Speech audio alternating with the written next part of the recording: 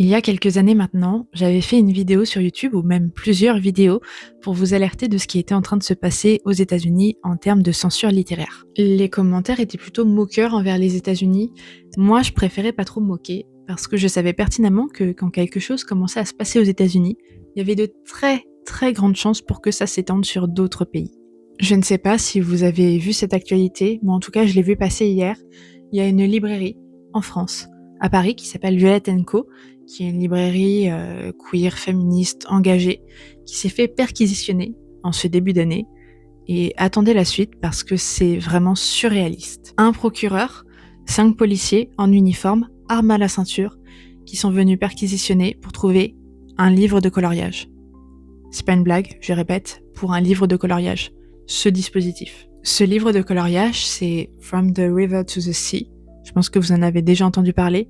C'est un livre de coloriage qui combine du coup le coloriage et l'histoire de la Palestine. Les policiers ont donc fouillé la librairie.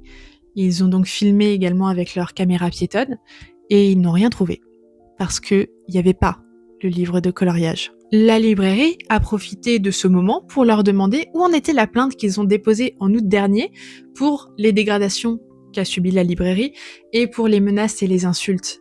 Et il se trouve que les réponses étaient un petit peu floues. Et quelques heures plus tard, ils apprennent que leur plainte a été perdue.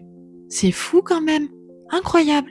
Donc récapitulons, il y a un dispositif de police pour un livre de coloriage, mais pas pour s'occuper de dégradation et de menaces. Intéressant.